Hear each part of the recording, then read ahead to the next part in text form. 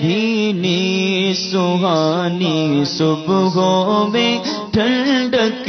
جگر کی ہے، کلیاں کھلی دلوں کی ہوائیں کدھر کی ہے۔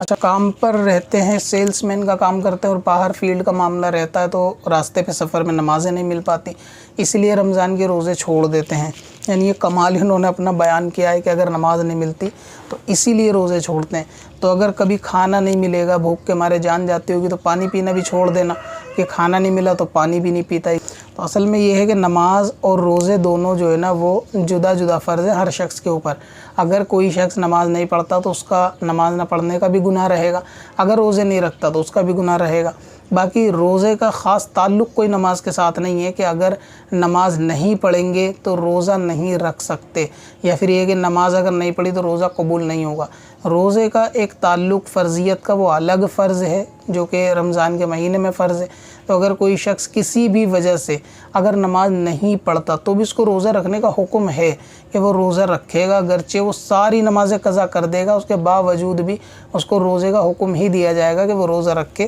اب اگر نماز وہ بے وجہ نہیں پڑھتا کہ اس کی کوئی شرعی مجبوری نہیں ہے نماز قضا کرنے کی، تو اس صورت میں وہ شخص فاسق اور گناہ گار جہنم کا حقدار ہے کہ اگر وہ نمازیں قضا کرتا ہے بنا اجازت شرعی۔ اور یہ کہ کاروبار کے لیے فیلڈ میں گھومنا پڑتا ہے، یہ کوئی شرعی عذر بھی نہیں ہے کہ اس وجہ سے آدمی نماز نہ پڑھے، تو اس لیے اس کو روزہ بھی رکھنا ہوگا۔ روزہ فرض ہے اور نماز بھی جو ہے وہ وقت پر ادا کرنی ہوگی۔ اب اگر جتنے روزے اس نے اس اعتبار سے قضا کر دیے ان سب کی واپس سے ان کو قضا کر کے رکھنے ہوں گے کہ جو چھوڑ دیے اس حساب سے کہ میں نماز نہیں پڑھتا، اس لیے جو ہے نا وہ روزے نہیں رکھ سکتے، کیونکہ جاہل رہنا بھی خود میں ایک گناہ ہے، اور اپنی ضرورت کے دین یا علم دین حاصل نہیں کرنا یہ بھی ایک طریقے سے جو ہے نا بندے کے لیے عذاب جان ہوگا حاشر کے اندر، کہ وہ اس چیز کے لیے عذر بیان نہیں کر سکتا کہ مجھے یہ چیز معلوم نہیں تھی کہ روزے اگر نماز نہیں پڑھیں گے تو روزے قبول ہوں گے، کیونکہ نہ جاننا بھی کوئی مجبوری نہیں ہے کہ معلوم نہیں تھی تو کسی نے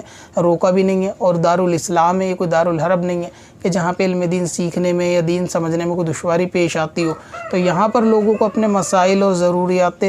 دین سے آگاہی نہ ہونا خود میں ایک گناہ ہے، اسی طریقے سے اس آگاہی نہ ہونے کی بنا پر کیے گئے گناہ پر بھی ڈبل گناہ۔ ایک تو انہوں نے سیکھا نہیں، اس کا گناہ، دوسرا بنا جب سیکھا نہیں تو عمل نہیں کیا تو اس کا بھی گناہ۔ تو اس طریقے سے بندے کو علم دین حاصل نہ کرنے سے جو گناہ ملتا ہے وہ ڈبل ملتا ہے۔ تو اگر وہ شخص روزے کوئی شخص نہیں رکھتا تو بھی اس پہ نماز فرض ہے، اور اگر کوئی شخص نماز نہیں پڑھتا تو بھی اس پہ روزے شخص ہے۔ تو جس شخص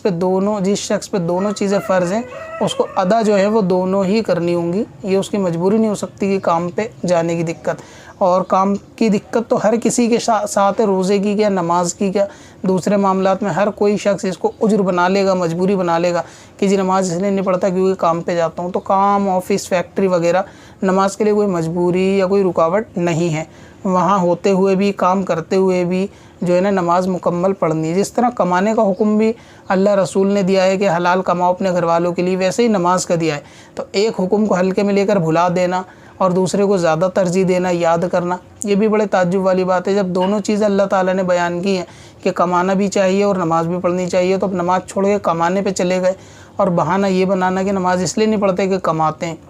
یہ بھی تو ہو سکتا تھا کہ نمازوں ہی میں لگ جاتے اور اس لیے نہ کماتے، اور یہ بیان کرتے کہ میں اس لیے کام نہیں کرتا کیونکہ نمازوں سے ٹائم نہیں ملتا۔ لیکن ایسا دیکھنے میں نہیں آتا کہ کسی کو نمازوں سے ٹائم نہ ملے اور کمانے کے لیے بہانہ بنائے۔ اتنا ضرور ہے کہ کمانے سے ٹائم نہیں ملتا، نمازوں کے لیے بہانہ بناتے ہیں، علم دین کے لیے بہانہ بناتے ہیں، روزوں کے لیے بہانہ بناتے ہیں۔ تو یہ سب بہانے جو ہیں وہ قیامت میں کام نہیں آئیں گے۔ تو اگر کوئی شخص نماز قضا کر دے گا اور روزہ رکھے گا تو بھی نماز کا گناہ اس پہ رہے گا، لیکن روزہ اس کا جو ہے وہ ادا ہو جائے گا۔ روزے کا خاص تعلق نماز کے ساتھ نہیں۔